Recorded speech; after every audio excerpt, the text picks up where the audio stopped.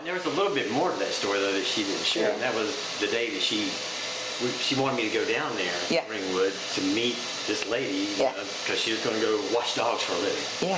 Yeah. And I'm like, what is she talking about doing, washing dogs? It's like, are you kidding me? And then, but it didn't take me but a couple of days of thinking about it. And I was like, wait a minute. She will only have an electric bill because we're on well, blah, blah, blah, blah, blah. It's like, there's almost no cost other than whatever we have to put into it. Right. And you were a pioneer. So we went and gutted the trailer and redid it for her and got it ready to go. And you have to understand too that in those days you just had backyard groomers. Yeah. There was no school, no educational tools at all. You had to go down to Florida, to Miami, or somewhere like that. Or you go to New York for any kind of training. You know, New York. And so you did what you had to do. Well, I studied there, and then I went through Pamela Brinson and took all her courses. Yes. You know. Books that thick. Yeah. That was all books at the time. Yeah. Everything is all books, not hands-on. No, it was all books. There's no online anything, remember?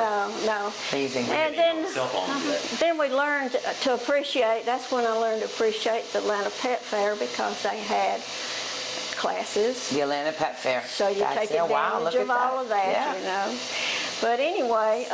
So Curtis comes, you got the trailer. Now you start. Now, he was handy. You knew that he had an engineer mind. Absolutely. Now, how did you know that?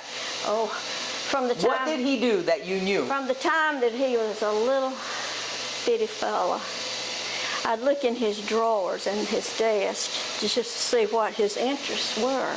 Okay. And he'd have it piled up with parts for something. I don't know what, all kind of parts, you know, he'd just be full of. That was when we were over at the little house.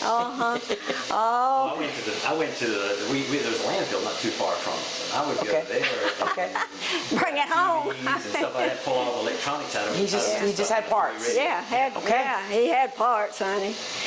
And anyway, he came, you know, to see me there in the trailer.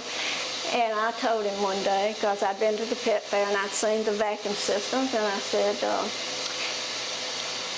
you can make me a vacuum system.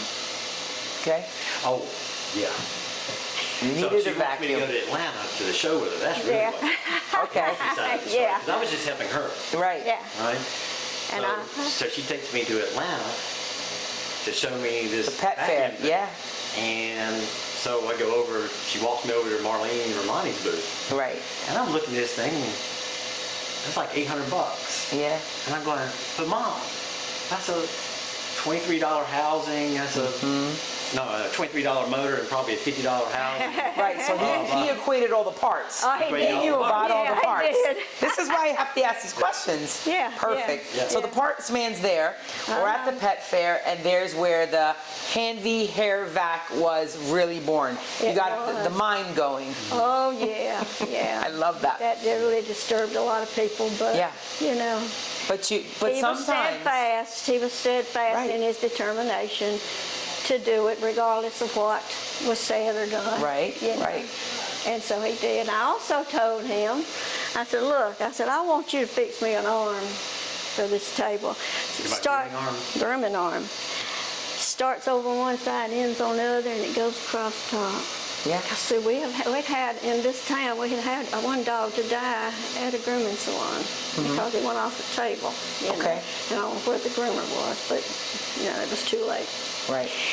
And I said, for safety, these dogs we need to do something different, you know. Right. And so that's where that's history. The grooming arm, right? The limb systems begins there.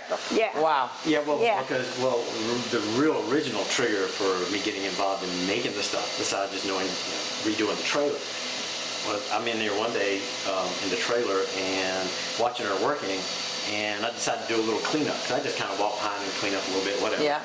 And she had this shoestring hanging on that old grooming arm. And it's like, okay, so I go grab her ribbon scissors, because I knew the difference between shears and Yeah, yeah. She'd already taught me that, even though I saw her throw butter cuts one time halfway across the room. Shut up. I go get ready to cut this string off, and she stopped me. So, whoa, no, don't, what are you gonna do? I said, well, I was just gonna take this off of here. I just thought it was just hanging there. And so she goes and she gets this little dog, brings it up to the table, said, I want to show you something. So she tied it with a little slip knot on the noose. Right. Then she picked the dog up off his feet, and when she set it down, she just held its tail. Yeah.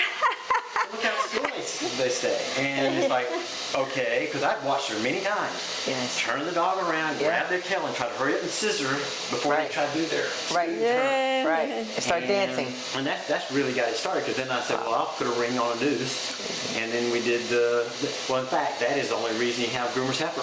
Yeah. Because that's how I educated him on how to use that with that little tube the loop. he had, and at Intergroom, and then he took off with what he was doing, and now you got groomer's helper, you got our stuff, you got the Ramani's brought out some of it. Yeah, I went to see him one day, and he was up in the attic, and he was making.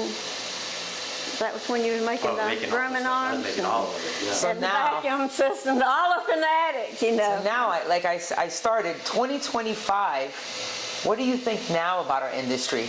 Now that you've seen where it started from a shoelace to everything that you have pioneered along with Curtis to right here in this salon. It's absolutely amazing. The industry has come so far. And grooming, just the act of grooming has come so far in the last few years. Yes. And I think a lot of it's due to the breeding the golden doodles and stuff like that. Yeah. Had to find different ways and different methods and all. You know, like thinning shears, all we used to use them for was to go up under there and kind of thin out coat so it would lay down. Yeah. Now, boy, they're grooming with those babies. Right. I mean, they're beautiful. A thinning It's shear now beautiful. you can actually finish the entire dog. That's it. And that's not happened. I mean, that's just been the last few years, you know? Yes. I don't know how many, but You were a little bit out of the loop for that one. I was out of the loop for a little while, and when I came back, you know, my grooming method was just straightforward, you know what I'm saying? Right. Hey, get the book out. Yeah, you know, blend lines, Right. you know, that type of thing. Right. And now it's Oh, it's art. It is mixed art. with creative, with all types of things. I mean, is. there's so many products out there. There's so many things, and like you mentioned, the doodles.